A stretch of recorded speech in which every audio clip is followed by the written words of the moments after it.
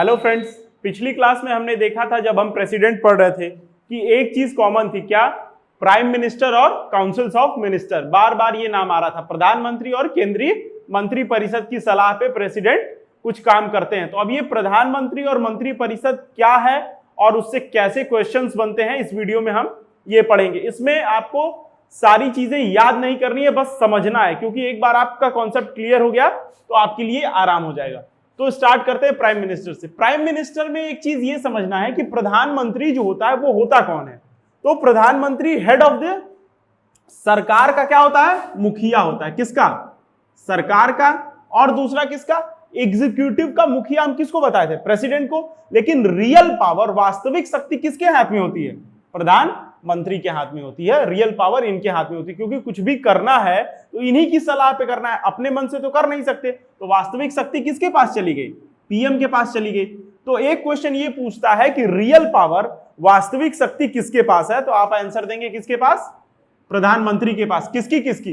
कार्यपालिका की और सरकार की, दोनों। तो सरकार का अगर मुखिया पूछा जाए कौन होगा, तो प्रधानमंत्री होंगे, प्राइम मिनिस्टर होंगे। अब हमको यह समझना है कि प्रधानमंत्री को अपॉइंट कौन करता है। ठीक, प्रधानमंत्री आप नहीं चुनते। आपको लगता होगा आप वोट देते हैं तो आप प्रधानमंत्री चुनते हैं। आप चुनते हैं एमपी और एमएलए। क्या चुनते हैं? एमपी चुनते हैं, मेंबर ऑफ पार्लियामेंट। आप सांसद चुनते हैं, सांसद आपके जाके चुनते हैं प्रधानमंत्री को। तो देखिए, दो चीजें होती हैं। क्या? एक की पूर्ण बहुमत ना हो, जैसे अभी की सरकार पूर्ण बहुमत की, इससे पहले की सरकार पूर्ण बहुमत की नहीं थी। तब राष्ट्रपति के पास यह शक्ति होती है कि वो क्या करे? अपॉइंट करे। किसको? बताइए। प्रधानमंत्री को कौन अपॉइंट करेगा? कौन नियुक्ति करेगा? राष्ट्रपति करेंगे। जैसा अगर मान लीजिए कि प्रधानमंत्री का आकस्मिक देहांत हो जाए, जैसे इंदिरा गांधी का हुआ था, तो उस समय भी राष्ट्रपति के पास क्या शक्ति होती है कि वो किसी को प्रधानमंत्री नियुक्त करें। ठीक, अब ये चीजें, या हंग असेंबली, तो हंग असेंबली पहली बार उसको इस्तेमाल किया था, जैसे मतलब किसी को बहुमत नहीं, उसको क्या कहते हैं? हंग असेंबली कहते हैं। तो नीलम संजीवा रेड्डी जी ने पहली बार चौधरी चरण सिंह को यह शक्ति दी थी कि आप प्रधानमंत्री बनिए और अपना क्या कहते हैं, बहुमत सदन से इकट्ठा करिए। तो राष्ट्रपति तब प्रेसिडेंट जो है अपॉइंट करता है किसको? प्राइम मिनिस्टर को, अगर संसद में बहुमत आपकी नहीं है, लोकसभा में बहुमत नहीं है। अब देखिए, जब लोकसभा में बहुमत नहीं है, या लोकसभा में आपकी बहुमत हुई भी, आपकी बहुमत हुई जैसे अभी है, और अभी के प्रधानमंत्री नरेंद्र मोदी जी को क्या किया गया? चुना गया कि ये हमारे दल के नेता हैं, ये प्रधानमंत्री बनेंगे। फिर भी इनकी नियुक्ति कौन करेगा? राष्ट्रपति करेंगे। ठीक है, आप चुनेंगे लेकिन उनकी नियुक्ति कौन करेगा? राष्ट्रपति करेंगे। जब राष्ट्रपति नियुक्ति कर रहे हैं तो उनको शपथ भी कौन दिलाएगा? उनको शपथ भी कौन दिलाएंगे? राष्ट्रपति दिलाएंगे। ठीक, तो अब नियुक्ति और शपथ, अपने कॉपी में क्या लिख लेना है आपको कि नियुक्ति और शपथ प्रधानमंत्री की कौन करता है? राष्ट्रपति करते हैं। लड़के इसी वजह से कंफ्यूज होते हैं कि उनको लगता है कि प्रधानमंत्री तो हम चुन रहे हैं, तो उनकी नियुक्ति जो है सदन करती नहीं, उनकी नियुक्ति कौन करता है? राष्ट्रपति करते हैं, और राष्ट्रपति उनको क्या करते हैं? ओथ भी दिलाते हैं। ठीक है, अब एक चीज ये देखिए कि मान लीजिए एक ऐसा भी हो सकता है कि आप संसद के सदस्य ना हो, ना तो आप लोकसभा में हो, ना तो आप राज्यसभा में हो। क्या आप प्रधानमंत्री बन सकते हैं? यानी मैं प्रधानमंत्री बन सकता हूं? तो एकदम आप प्रधानमंत्री बन सकते हैं, लेकिन कितने दिनों के लिए? सिर्फ 6 महीने के लिए। अगर आप 6 महीने के अंदर किसी भी सदन में चुन के नहीं गए तो आपको प्रधानमंत्री का पद छोड़ना पड़ेगा, या कोई भी मंत्री का पद छोड़ना पड़ेगा। जैसा कि देखिए, जरूरी नहीं है कि आपको प्रधानमंत्री बनने के लिए लोकसभा में ही होना चाहिए। मनमोहन सिंह जी जो थे वो राज्यसभा के सदस्य थे, लेकिन वो क्या प्रधानमंत्री थे? इस बात को आप समझिए। तो राज्यसभा के आदमी भी प्रधानमंत्री हो सकते हैं, लोकसभा के आदमी भी प्रधानमंत्री हो सकते हैं, और आप दोनों नहीं है तब भी प्रधानमंत्री हो सकते हैं, लेकिन सिर्फ 6 महीने के लिए। अगर उससे ज्यादा आपको रहना है तो आपको किसी न किसी सदन में चुन के जाना होगा। अब ये चीज क्लियर हो गई। तो अगर आप मेंबर ऑफ पार्लियामेंट आपका होना जरूरी है, सदन का सदस्य होना आपका जरूरी है, और आप लोकसभा में भी अगर सदस्य हैं, राज्यसभा में भी सदस्य हैं, तो आप प्रधानमंत्री बन सकते हैं। तो सीधे क्वेश्चन आता है कि अगर आप सदन के दोनों सदनों में से किसी के सदस्य नहीं हैं, तो क्या आप प्रधानमंत्री बन सकते हैं? और बन सकते हैं तो कितने दिनों के लिए? तो वो आप कितने दिनों के लिए बनेंगे? 6 महीने के लिए। इसका मतलब यह है कि आम आदमी भी प्रधानमंत्री 6 महीने के लिए बन सकता है। ठीक है, अब हमने ओथ की बात कर ली कि आपको प्रधानमंत्री बनते ही कौन शपथ दिलाएंगे, राष्ट्रपति सर आपको शपथ दिलाएंगे। आपको प्रधानमंत्री बनते ही, जैसे हमने पढ़ा था वाइस प्रेसिडेंट में कि आप राज्यसभा के सभापति हो जाते हैं, तो उसी तरीके से जैसे ही आप प्रधानमंत्री हैं बनते हैं, उसी तरीके से कुछ समितियों के, कुछ काउंसिल्स के, कुछ आयोग के आप क्या हो जाते हैं, अध्यक्ष हो जाते हैं। उनमें से सबसे इंपॉर्टेंट आयोग है नीति आयोग। ये क्वेश्चन बहुत पूछता है, चेयरमैन ऑफ नीति आयोग, नीति आयोग का चेयरमैन कौन होता है? तो कभी कभी करता यह है कि प्रधानमंत्री लिख देता है, कभी कभी ये करता है कि प्रधानमंत्री न लिख के उनका नाम लिख देता है। ठीक, तो आपको यह समझना है कि पद से आप नीति आयोग के अध्यक्ष होंगे। अब उस पद पे चाहे जो बैठा रहे, जैसे अभी नरेंद्र मोदी जी हैं, तो आप नरेंद्र मोदी जी का नाम अगर आया तो वो सही रहेंगे। अगर मान लीजिए कि भविष्य में आज से 20 साल बाद, 10 साल बाद, 5 साल बाद कोई और बैठता है, तो नीति आयोग का आपको क्या याद रखना है कि प्रधानमंत्री इसका चेयरमैन होता है। आपको ये याद नहीं रखना है कि ये प्रधानमंत्री ये चेयरमैन है। उसी तरीके से नेशनल डेवलपमेंट काउंसिल होती है, एनडीसी इसको शॉर्ट में बोलते हैं, और पेपर में भी एनडीसी ही लिखता है कि एनडीसी का चेयरमैन कौन होगा, तो वो भी प्रधानमंत्री होंगे। उसी तरीके से इंटर स्टेट काउंसिल का चेयरमैन, इंटर वाटर काउंसिल के चेयरमैन, ये सब कौन होंगे, प्रधानमंत्री होंगे। इस बात को आपको दिमाग में रखना है। अब देखिए, जैसे आप अभी तो कोई उप प्रधानमंत्री नहीं है, लेकिन जब जवाहरलाल नेहरू थे तब उप प्रधानमंत्री थे, जिनको आप लोग प्यार से जो है बताइए, लाल बहादुर शास्त्री। ठीक, शास्त्री जी जो थे वो उप प्रधानमंत्री थे। तो उप प्रधानमंत्री हमारे संविधान का कोई पद नहीं है। तो एक क्वेश्चन ये बनता है कि उप प्रधानमंत्री कैसा पद है, तो गैर संवैधानिक पद है, उसका कहीं भी पूरे संविधान में जिक्र नहीं है।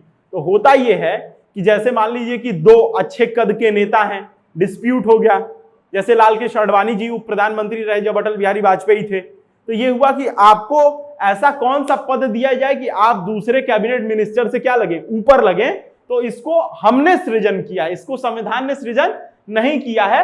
कॉन्फ्लिक्ट बचाने के लिए दो नेताओं के बीच में उप प्रधानमंत्री का पद है, किसका, वाइस पीएम का।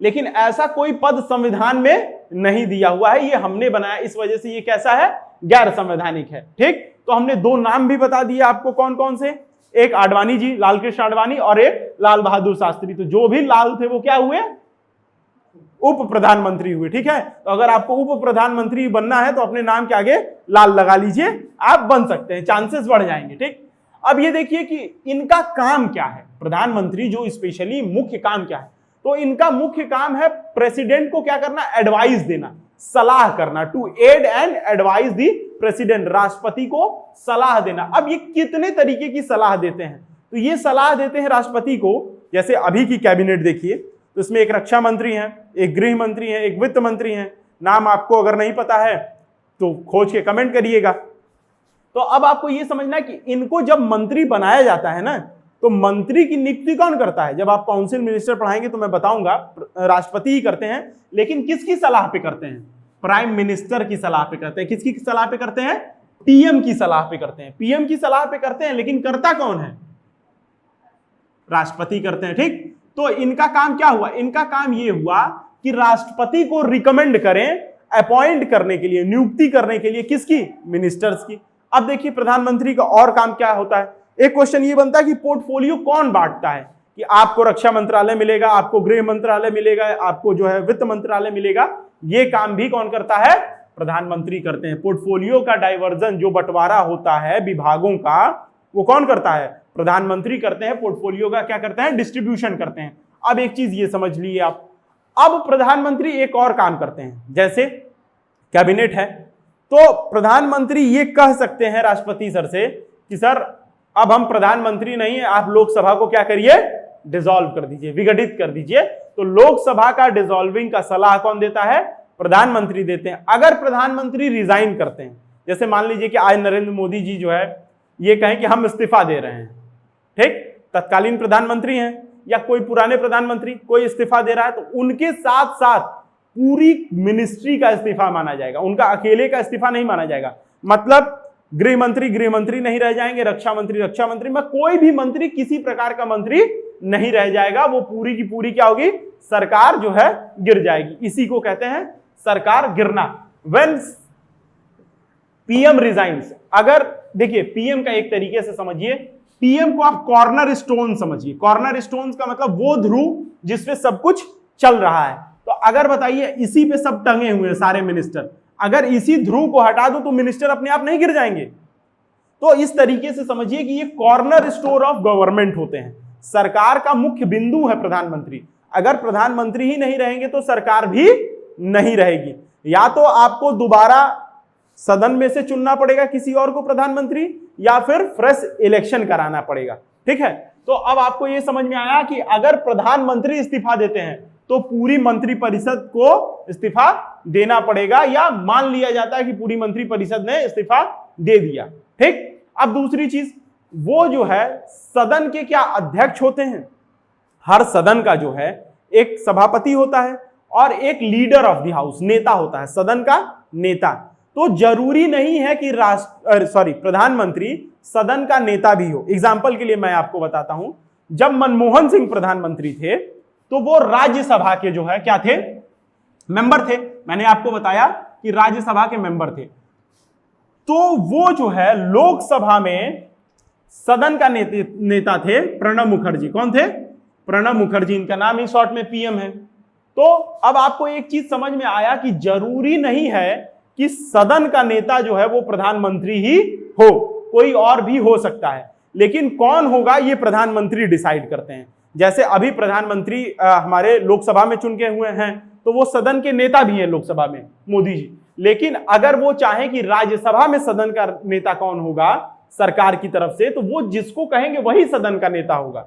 अगर वो कह दिए कि नहीं हम जो है किसी और को, कोई राज्यसभा का कोई भी मेंबर हो, मनोज झा है, उनको कह दिए कि हम इनको मानते हैं, तो वो दूसरी पार्टी के भी हुए तो क्या हुआ, उनको माना जाएगा। लेकिन ऐसा होता नहीं है। ठीक है, ये प्रथा चली आ रही है कि अपनी ही पार्टी के किसी आदमी को जो बहुत ही विश्वास पात्र हो उसको सदन का नेता चुना जाता है। जैसा कि मैंने बताया कि मनमोहन सिंह ने किसको चुना?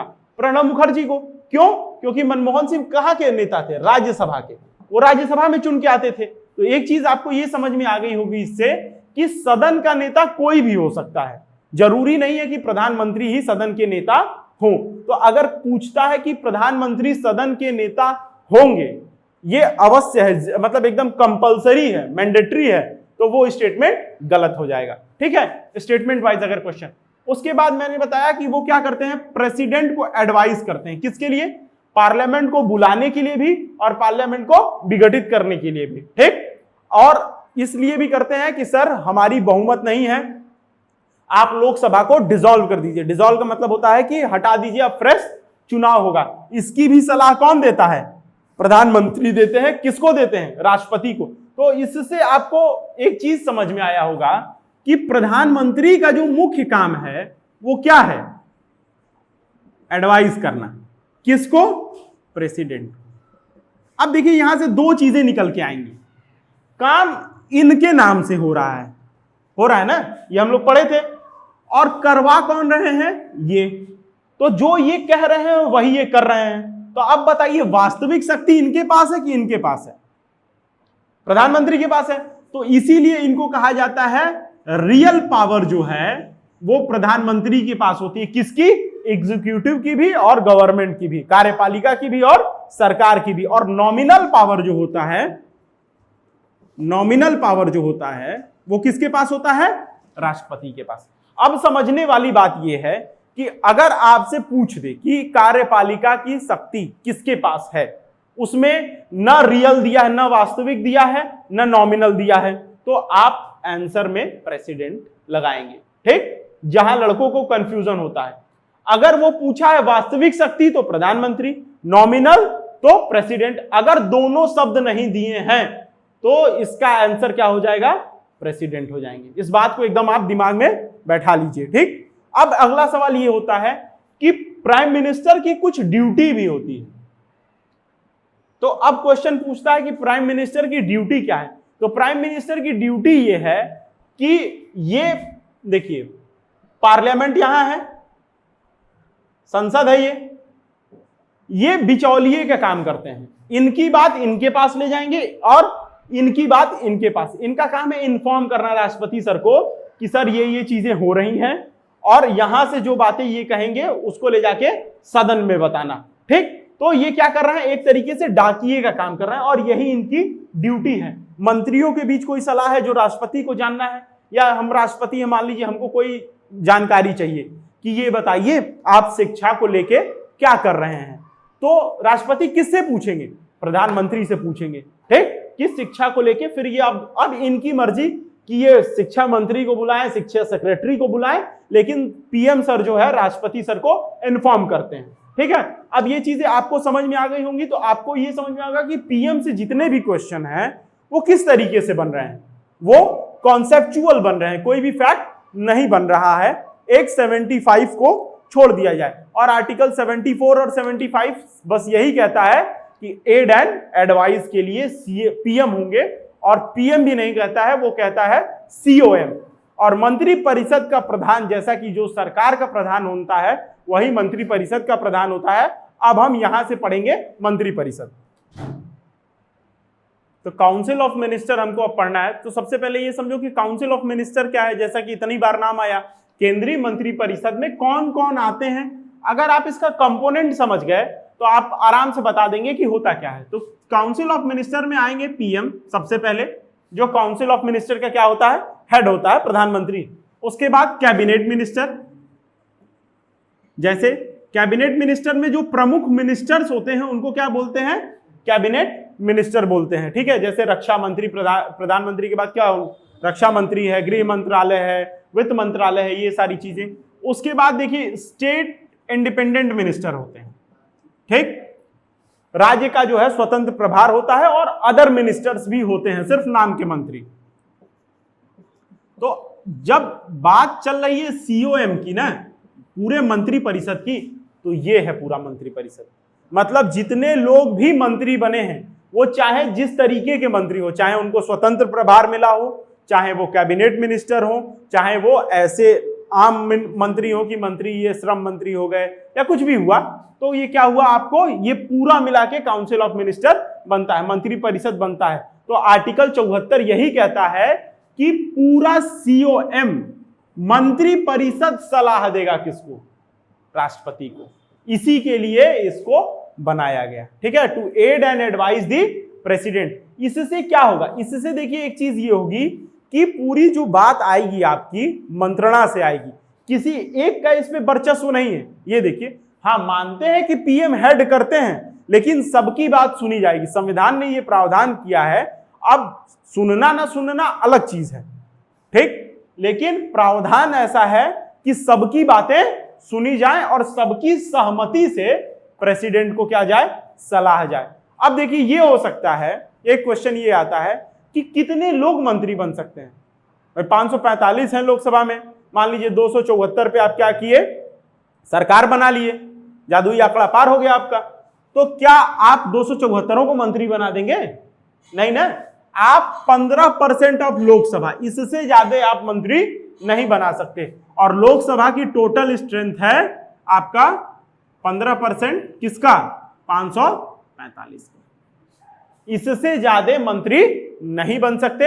अब सॉल्व करके आप ये बताइए कि कितने नंबर से ज्यादा मंत्री नहीं बनेंगे। अब एक चीज ये समझने वाली बात है कि जब इससे ज्यादा मंत्री नहीं बनेंगे, तो अगर आपसे क्वेश्चन पूछ दे कि मंत्री परिषद की अधिकतम संख्या बताइए, तो आप निकाल के बता सकते हैं। क्वेश्चन ये पूछ सकता है ना कि मंत्री परिषद की अधिकतम संख्या बताइए, तो ये हो गया। अब देखिए कि जैसा हम पहले भी बताए थे कि मंत्रियों को कौन अपॉइंट करता है, नियुक्ति कौन करता है, राष्ट्रपति करते हैं, लेकिन किसकी सलाह पे करते हैं, प्रधानमंत्री की सलाह पे, और वही जो है उनको शपथ भी दिलाते हैं। अब शपथ से एक सवाल पूछता है, वो क्या पूछता है कि प्रधानमंत्री जो होते हैं और जो सीओएम होता है टोटल, जिसमें प्रधानमंत्री भी आते हैं, वो किस चीज की शपथ लेते हैं? वो शपथ लेते हैं संविधान की और उसके सीक्रेसी की, कि जो भी बातें होंगी कैबिनेट में, जैसे मान लीजिए कि कैबिनेट में बात चल रही है न्यूक्लियर की, अगर आप सीक्रेसी की शपथ नहीं लिए, बाहर कोई मिनिस्टर निकला कहे हम न्यूक्लियर बॉम्ब के लिए जो है ये कर रहे हैं, तब तो हो गया। तो आपको क्या है, सीक्रेसी की। इसीलिए कहा जाता है कि कैबिनेट की जो भी अंदर की बातें होती हैं, वो क्या प्रेस को बताना है, क्या नहीं बताना है, ये सीओएम डिसाइड करती है। आपको सारी बातें नहीं बताई जाती, इसीलिए इनको जो है सीक्रेसी की शपथ दिलाई जाती है स्पेशली। तो अगर आप सीक्रेसी का जो है क्या करते हैं, अगर उन बातों को गुप्त नहीं रखते हैं तो प्रधानमंत्री सलाह कर सकते हैं प्रेसिडेंट को कि सर इन मिनिस्टर को जो है हटा दीजिए, तो आपको हटा दिया जाएगा। तो इससे एक चीज क्या पता चली, इससे पता चली कि इंडिविजुअल तौर पे यानी व्यक्तिगत तौर पे, इंडिविजुअल तौर पे आप किसके प्रति जवाबदेह हैं, किसके प्रति अकाउंटेबल हैं, प्रेसिडेंट के। आपको प्रेसिडेंट क्या कर सकते हैं, हटा सकते हैं, लेकिन किसकी सलाह पे, पीएम की सलाह पे, ठीक।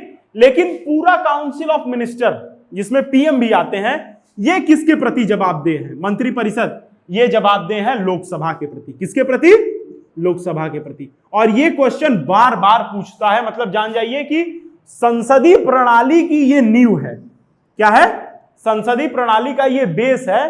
संसदीय प्रणाली इसी से चलती है कि अगर आम भाषा में मंत्रिपरिषद को कहें तो यही तो सरकार है।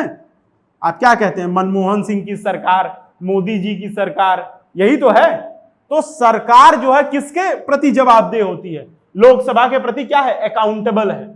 लेकिन मंत्री अकेले अपने पद पे बैठा हुआ किसके प्रति जवाबदेह है, प्रेसिडेंट के। इसीलिए होता यह है कि ये बार बार क्वेश्चन फ्रेम करता है कि लड़के कंफ्यूज हो जाए कि मंत्री किसके प्रति जवाबदेह है और पूरा काउंसिल ऑफ मिनिस्टर किसके प्रति जवाबदेह है, लोकसभा के प्रति। इस बात को आप समझ जाइए।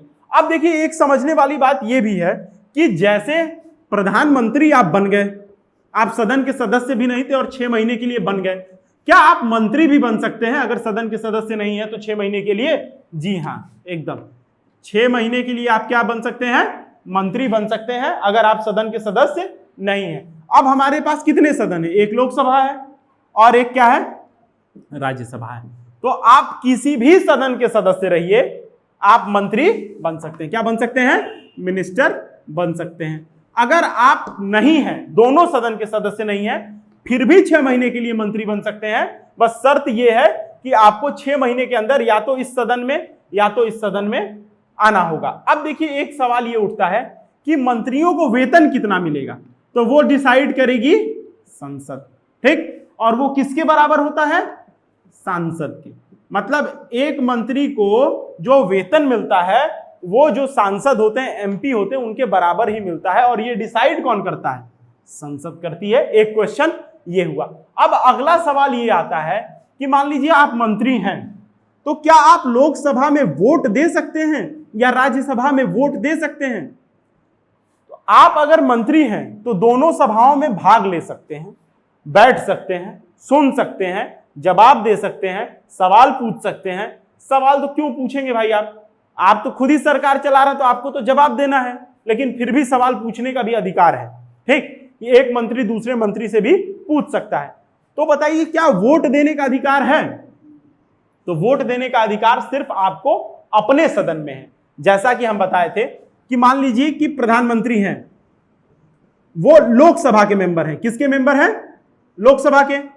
और कहां से चुन के गए हैं, वाराणसी से, ठीक। तो वाराणसी से चुन के गए हैं और वो लोकसभा में जाते हैं, तो वो लोकसभा में तो वोट दे सकते हैं, लेकिन राज्यसभा में वोट नहीं देंगे, ठीक है। इस बात को आप एकदम समझ गए कि आप जिस सदन में रहेंगे बस उसी सदन में आप वोट दे सकते हैं, चाहे आप प्रधानमंत्री रहिए या मंत्री रहिए, आपको स्पेशल पावर वोटिंग की नहीं मिलेगी, ठीक है। आप सिर्फ एज ए सांसद, आप as a member of parliament, MP के तौर पे आप क्या है, वोट देंगे। आप जिस सदन में एमपी होंगे, राज्यसभा के होंगे तो राज्यसभा में, और लोकसभा के होंगे तो लोकसभा में। मान लीजिए जैसे कि एग्जांपल के लिए राज्यसभा में मनमोहन सिंह जी थे, उनसे बढ़िया इकोनॉमिक्स जो है भारत में शायद ही कोई जानता हो। मनमोहन सिंह जी जो थे वो राज्यसभा के मेंबर थे, तो क्या वो प्रधानमंत्री रहते लोकसभा में वोट दे सकते थे? नहीं दे सकते थे, ठीक है। एकदम आप लोगों का कॉन्सेप्ट क्लियर हो गया। तो यही था प्रधानमंत्री और काउंसिल ऑफ मिनिस्टर। अगर मैं क्रक्स की बात करूं इन दोनों चैप्टर को मिला के, तो बस इसमें यही बताया गया है कि एड एंड एडवाइस के लिए दोनों बने हैं। क्यों दोनों बने हैं? क्योंकि काउंसिल ऑफ मिनिस्टर में अपने आप पीएम आ जा रहे हैं, ठीक। बस पीएम का कुछ जो है ज्यादा महत्व है। क्यों? क्योंकि वो कॉर्नर स्टोन है, वो ध्रुव है जिसपे सरकार चलती है। और यही खूबसूरती, इसी को कहते हैं कैबिनेट फॉर्म ऑफ गवर्नमेंट, ठीक, मंत्री प्रणाली, और या ये कहते हैं संसदीय प्रणाली। और संसदीय प्रणाली अगर पूछे कि संसदीय प्रणाली को एक शब्द में जो है, एक लाइन में डिफाइन करिए, तो उसका यही मतलब होता है कि मंत्री परिषद किसके प्रति जवाबदेह है? लोकसभा के।